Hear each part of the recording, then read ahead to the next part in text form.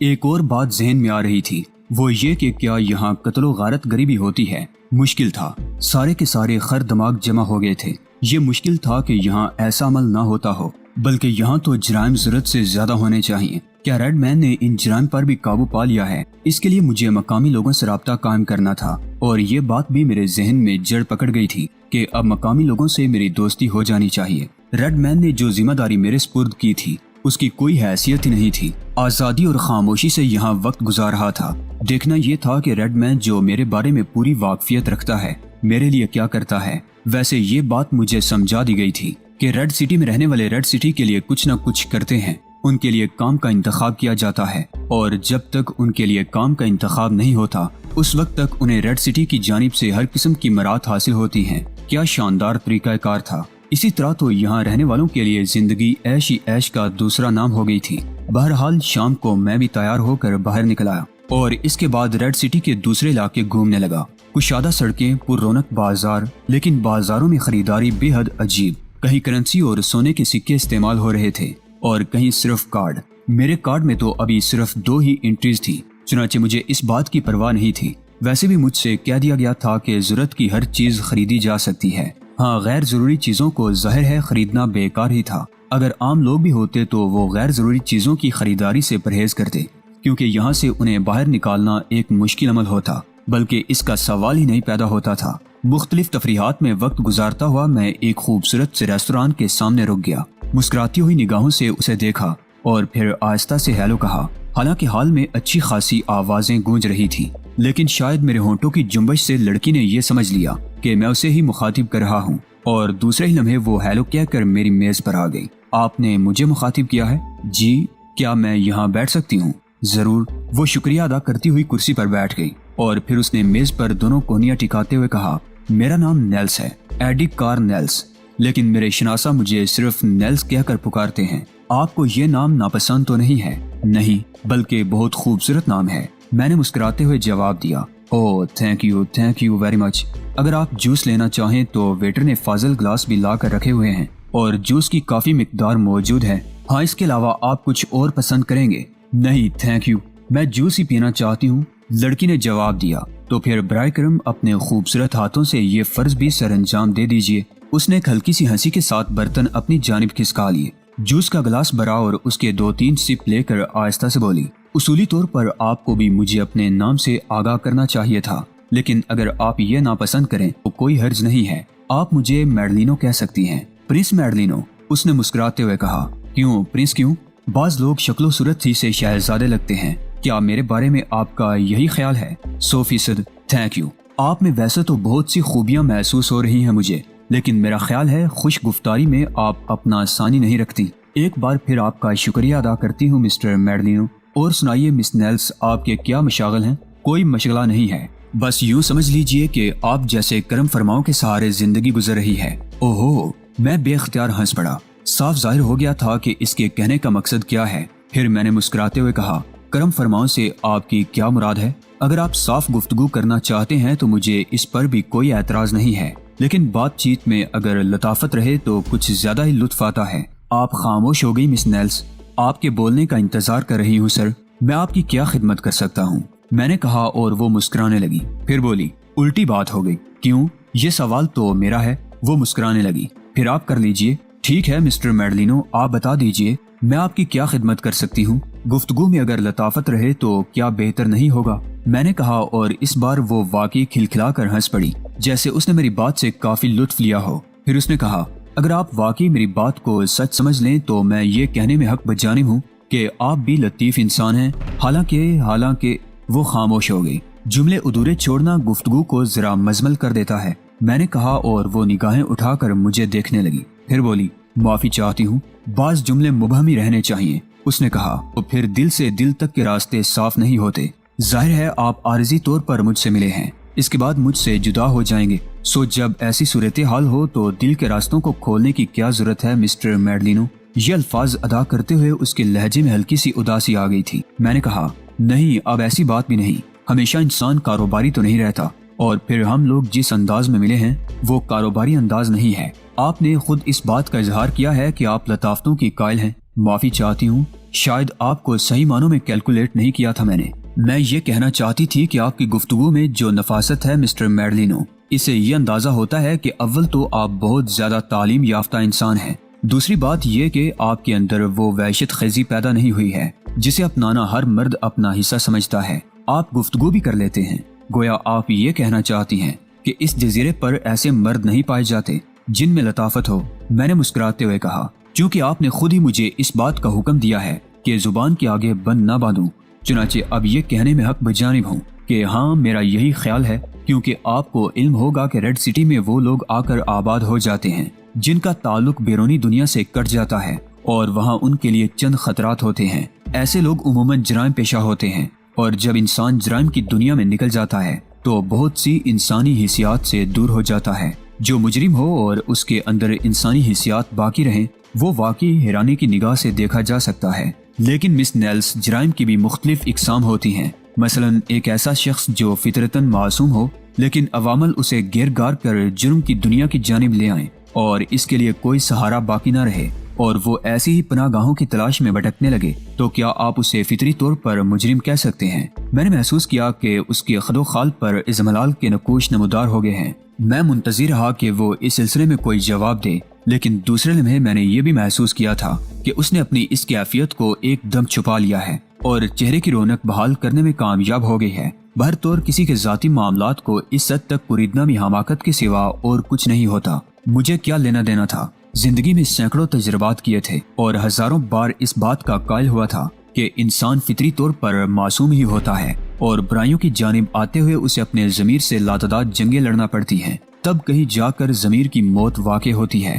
لیکن عوامل بعض اوقات اتنی ہی شدت سے اختیار کر جاتے ہیں کہ ضمیر کا قتل کرنا ضروری ہو جاتا ہے۔ البتہ شاید ضمیر ایسی سخت جان شے ہے کہ بارہا اسے مارنے کے باوجود اس میں زندگی نمودار ہوتی رہتی ہے اور ایسی صورت میں نہایت خوفناک ہو جاتی ہے۔ انسان ضمیر کو قتل کرتے ہوئے لاکھوں بار قتل ہوتا ہے، چنانچہ بہتر یہی تھا کہ ضمیر میں زندگی جگانے کی کوشش نہ کی جائے، اس سے دکھوں اور غموں کے سوا اور کچھ نہیں ملتا۔ مس نیلس، اگر آپ ایک کاروباری لڑکی ہیں اور آپ نے یہ سمجھ لیا ہے کہ آپ کے بعد کے لمحات بھی میرے ساتھ گزریں گے تو اس کے لیے میں معذرت خواہ ہوں۔ کوئی حرج نہیں ہے، آپ سے جو گفتگو ہوئی ہے وہ بڑے سکون کا باعث رہی ہے، اور انسان کو روٹی کے علاوہ اگر دلی سکون کے کچھ لمحات مل جائیں تو کیا وہ قیمتی نہیں ہوتے؟ لیکن مسٹر میڈلینو، کیا آپ یہ رات میرے ساتھ میرے فلیٹ پر گزارنا پسند کریں گے؟ اس نے کھل کر دعوت دے دی۔ میں نے مدھم سی مسکراہٹ کے ساتھ کہا، اس کے لیے میری معذوری قبول فرمائیں، کیونکہ اس کی بنیادی وجہ یہ ہے کہ میرے پاس کیش نہیں ہے۔ اس کا چہرہ ایک دم بجھ سا گیا، عجیب سے پژمردہ انداز میں بولی، کیش؟ جی ہاں، لیکن میرا خیال ہے آپ کے اور میرے درمیان ایسی کوئی گفتگو تو ابھی تک نہیں ہوئی۔ اس کی آواز کی لرزشوں نے مجھے بے حد شرمندہ کیا تھا۔ میں نے کہا، گفتگو نہیں ہوئی مس نیلس، لیکن کیا انسان کو دوسرے انسان کی عزت نفس کا خیال نہیں رکھنا چاہیے؟ وہ تو ٹھیک ہے، لیکن ہم دوستی کی بنیاد پر تو یکجا ہو سکتے ہیں۔ بے شک ایسا ہو سکتا ہے، لیکن اس کے بعد مجھے آپ کے نقصان کا خیال رہے گا۔ افسوس، یہاں آپ واقعی غیر معیاری انداز میں سوچ رہے ہیں۔ نہیں مس نیلس، اگر حقیقتوں کو غیر معیاریت کا نام دے دیا جائے تو میں سمجھتا ہوں کہ یہ زیادتی ہے۔ بات اصل میں یہ ہے کہ مجھے یہاں آئے ہوئے زیادہ وقت نہیں گزرا، بالکل ناواقف ہوں ریڈ سٹی سے۔ مجھے کارڈ ایشو کر دیا گیا ہے، اس کارڈ پر میں ضروریات زندگی کی اشیاء حاصل کر سکتا ہوں۔ لیکن مجھے بے اختیار ہنسی آ گئی۔ وہ بھی ہنسنے لگی، پھر بولی، دلچسپ بات ہے، لیکن آپ نے یہ الفاظ کہہ کر میری حیرت ختم کر دی ہے کہ ریڈ سٹی میں آپ کی آمد زیادہ پرانی نہیں ہے۔ مسٹر میڈلینو، ریڈ سٹی میں یہ کارڈ ہی سب سے زیادہ اہم ہوتا ہے، اور اگر آپ یہاں کسی ملازمت پر بھی لگ جائیں اور آپ کی تنخواہ مقرر ہو جائے تو آپ کو کرنسی وغیرہ بالکل نہیں ملے گی۔ میں سمجھا نہیں مس نیلس، میں نے کہا، اور وہ مسکرانے لگی، پھر اس طرح مسکراتے ہوئے بولی، تفصیل تو میں اپنے فلیٹ پر ہی چل کر آپ کو سمجھا سکتی ہوں۔ یوں سمجھ لیجئے کہ آپ کو تنخواہ کے طور پر یہ کارڈ ہی ملا کرے گا، اور دنیا کی ہر چیز کی خرید و فروخت آپ اس کارڈ پر کر سکتے ہیں۔ نیلس کا فلیٹ خاصا خوبصورت تھا، 2 کمرے نیچے تھے اور 2 کمرے اوپر۔ اس نے یہی مجھے بتایا تھا۔ لاؤنج تھا، کچن، باتھ روم اور ضروریات زندگی کی وہ تمام اشیاء جنہیں دیکھ کر یہ احساس ہوتا تھا کہ نیلس یہاں بری زندگی نہیں گزار رہی ہے۔ اس کا طریقہ کار کچھ بھی ہو، لیکن بہرطور وہ مطمئن ہے۔ اپنے بیڈ روم میں پہنچ کر اس نے مجھ سے لباس تبدیل کرنے کی اجازت چاہی اور پھر مجھے دیکھ کر مسکراتے ہوئے بولی، آپ کے لیے بھی میرے پاس لباس موجود ہے۔ کیا مطلب؟ اب ہر چیز کا مطلب پوچھنا بعض اوقات طبیعت کے لیے تقدر کا باعث بن جاتا ہے۔ میں لباس تبدیل کر لوں؟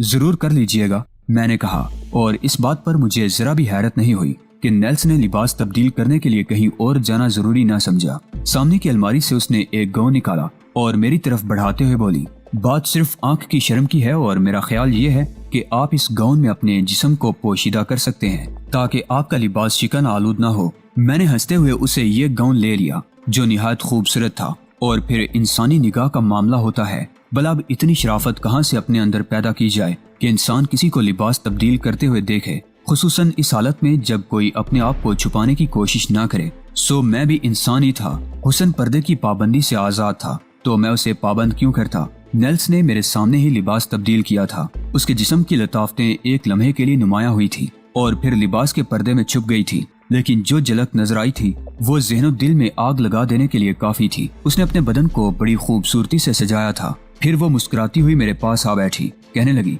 एक चीज के लिए माजरत चाहूंगी, क्या मैं शराब नहीं पीती? गुड, मैं भी नहीं पीता। क्या मतलब? वो हैरत से बोली, मतलब ये कि मैं भी शराब नहीं पीता। क्यों? ये एक दिलचस्प सवाल है तो सही, मगर क्यों नहीं पीते? बस पता नहीं, इसकी कोई खास वजह? मेरा मतलब डॉक्टरों वगैरह ने मना किया है? नहीं मिस नेल्स, बदकिस्मती से मैं शराब का आदी ही नहीं हूँ। फिर ये आपकी एक आला क्वालिटी है। क्यों? आप शराब पीने वालों को नापसंद करती हैं? बेहद वजह, बस मिस्टर मैडलिनो, मैं समझती हूँ कि जिस चीज के इस्तेमाल के बाद इंसान अपनी फितरत खो बैठे तो भला उसे इस्तेमाल करने से क्या फायदा। आपके ये अल्फाज इस बात का इजहार करते हैं कि आपके अंदर एक बहुत ही उम्दा शख्सियत पोशीदा है। जो दिल चाहे कह लें तो कार्ड की बात हो रही थी। मैं आपको ये बता रही थी कि रेड सिटी में ये कार्ड ही सबसे बड़ी हैसियत रखता है। आप इसे दुनिया की हर शय खरीद सकते हैं, बस आप ये समझ लें कि कार्ड के जरिए सारी चीजें मिल जाती हैं। दिलचस्प बात है। वैसे रेडमैन के बारे में आपका क्या नजरिया है? आप यकीन करेंगे, हाँ, बहुत सौ की मुश्किलात का हल। क्या मतलब? आप यकीन कीजिए, यहाँ बेशुमार अफराद ऐसे हैं जिनके लिए दुनिया तंग हो गई है। वो कहीं भी जिंदगी नहीं गुजार सकते थे, हालांकि फितरी तौर पर वो बुरे नहीं थे। रेडमैन ने ऐसे लोगों को भी सहारा दिया है और वो बाइज्जत तरीके से यहाँ जिंदगी गुजार रहे हैं। ये दूसरी बात है कि रेडमैन का तरीका कार मुख्तलिफ है। यहाँ से स्मगलिंग भी होती है और दुनिया की हर वो चीज जो दुनिया के किसी गोशे में रहकर भी नहीं खरीदी जा सकती, यहाँ उसकी खरीदारी हो जाती है। रेडमैन इसे मुजरिमाना तौर पर हासिल करके उन लोगों की जरूरियात पूरी करता रहता है। आप चीजों में कोई ऐसी शख्सियत नहीं है कि वो दुनिया के लिए सूदमंद है या नुकसानदेह। आप समझ रहे हैं ना मेरी बात? बात वाकई दिलचस्प और काबिल हैरत है। गोया यहाँ बाकायदा, जी हाँ, बाकायदा यहाँ दुनिया के उन ममालिक से ऑर्डर लिए जाते हैं जो अपनी पसंदीदा या जरूरत की चीज हासिल करने में नाकाम रहे। रेडमैन अपने जराए से उन्हें हासिल करता है और फिर बेपनाह दौलत के इव्ज उन्हें उनके हाथों फरोख्त कर देता है। मेरे लिए ये इंकशाफ बड़ा ताज्जुब खेज था। आप रेडमैन से मिली हैं? क्या मतलब? वो ताज्जुब से बोली, मेरा मतलब है कि रेडमैन से आपकी मुलाकात हुई है। इस जजीरे पर जितने अफराद रहते हैं शायद ही किसी की रेडमैन से मुलाकात हुई हो। क्या मतलब? मतलब ये है कि वो मंजरे आम पर कभी नहीं आया, तो फिर बस जरूरत की जगह उसकी आवाज सुनी जाती है। वो आम लोगों के दरमियान ही रहता है। कहाँ रहता है और किस तरह रहता है ये कोई भी नहीं जानता, और आप खुद भी अंदाजा लगा सकते हैं कि इस तरह उसे कितना फायदा हासिल होता है। लोग उसके नाम से खौफजदा रहते हैं। उसके खिलाफ कभी कोई साजिश नहीं होती क्योंकि कोई नहीं जानता कि वो इससे कितने फासले पर है। इस तरह उसने अपने आप को मुस्तहकम कर रखा है। वेरी गुड, मुझे वाकई बड़ी हैरत हुई।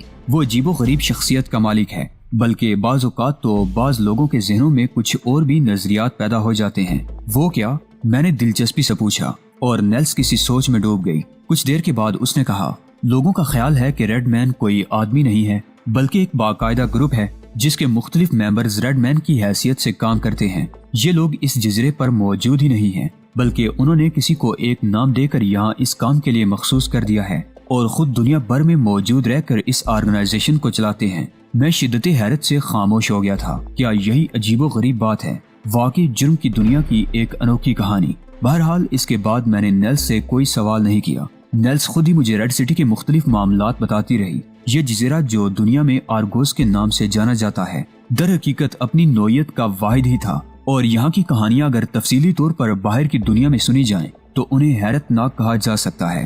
गर्ज ये कि नेल्स के साथ ये लम्हात बहुत दिलचस्प गुजरे। रात के कोई 3 बजे का वक्त था। कुछ आवाजें सुनाई दी और फिर एक छोटा सा बच्चा दरवाजा खोलकर अंदर घुस आया। उसकी उम्र 4 साल के करीब होगी। आंखें नींद में डूबी हुई थी, होंठ बसो रहे थे। मैं नीम गुनूदगी की कैफियत का शिकार था। नेल्स की भी यही कैफियत थी, लेकिन बच्चे की आवाज सुनकर वो जाग गई। ओ टोनी, तुम नीचे कैसे आ गए? मुझे डर लग रहा है। अरे बेवकूफ लड़के, भला इसमें डरने की क्या बात है? तुम सोए क्यों नहीं? मैं सो रहा था, लेकिन बस जाग गया और मुझे डर लगने लगा। ओहो अच्छा, चलो कोई बात नहीं है। भूख तो नहीं लग रही? नहीं। तो फिर आओ मैं तुम्हें सुला दूं। उसने माजरत आमेज निगाहों से मेरी जानिब देखा। मैं फटी फटी आंखों से उस हसीन बच्चे को देख रहा था, जिसके बाल गुंगरियाले और सुनहरे थे। आंखें बहुत दिलकश थी। नन्हे नन्हे होंठों पर बसूरने का अंदाज ही खूबसूरत लग रहा था। नेल्स ने एक बार फिर माजरत आमेज निगाहों से मुझे देखा और बोली, सॉरी, बस थोड़ी देर के लिए। मैंने कोई जवाब नहीं दिया। वो बच्चे को गोद में उठाकर वहाँ से निकल गई थी और मैं ताज्जुब भरी निगाहों से उसे देखता रहा था। भरतौर वो ऊपर की मंजिल पर चली गई और मैं सोने की कोशिश करने लगा। न जाने कब वो वापस आ गई थी। मैं गहरी नींद सो गया था, लेकिन दूसरी सुबह मुझे उस बच्चे का ख्याल आ गया। नेल्स ने बिल्कुल किसी घरेलू औरत की तरह मेरे लिए नाश्ता तैयार किया था। नाश्ता करते हुए मैंने चौंक कर कहा, बच्चे ने नाश्ता कर लिया? वो तो स्कूल चला गया। तुम्हारा बच्चा है? नहीं, मेरी बहन का। बहन? हाँ, उसका नाम एल्सी है। मेरे साथ ही रहती है। क्या ऊपरी मंजिल में? हाँ, बस मिलजुल कर ही रहते हैं हम लोग। ये बच्चा उसी का है, लेकिन वो नजर नहीं आई। मेरा मतलब है बच्चा रात को डर गया था। वो भी मसरूफ रहती है। अब हर शख्स फ्लैट पर तो नहीं आ जाता, लेकिन कुछ लोग हमें अपने फ्लैटों पर ही बुला लेते हैं। मैं खामोश हो गया। नेल्स के साथ मेरा बहुत अच्छा वक्त गुजरा था। जब मेरी वापसी का वक्त आया तो मैंने कार्ड उसके सामने करते हुए कहा, इस पर अपनी पसंद के मुताबिक कुछ लिख दो। नेल्स ने एक निगाह मुझे देखा, फिर खामोशी से उठी, बॉल पॉइंट लाई और कार्ड पर एक रकम लिख दी। मैंने कार्ड खामोशी से जेब में रख लिया था, लेकिन वहाँ से वापस आते हुए मेरे जहन पर एक अजीब सा तासुर छाया रहा था। अपनी रिहाइश गाह में पहुँचने के बाद मैं बहुत देर तक यूं ही खामोश बैठा रहा। ये सोच रहा था कि अब मुझे क्या करना चाहिए। दोस्तों, आज की किस्त आपको कैसी लगी? कमेंट बॉक्स में अपनी कीमती राय का इजहार लाजमी करें।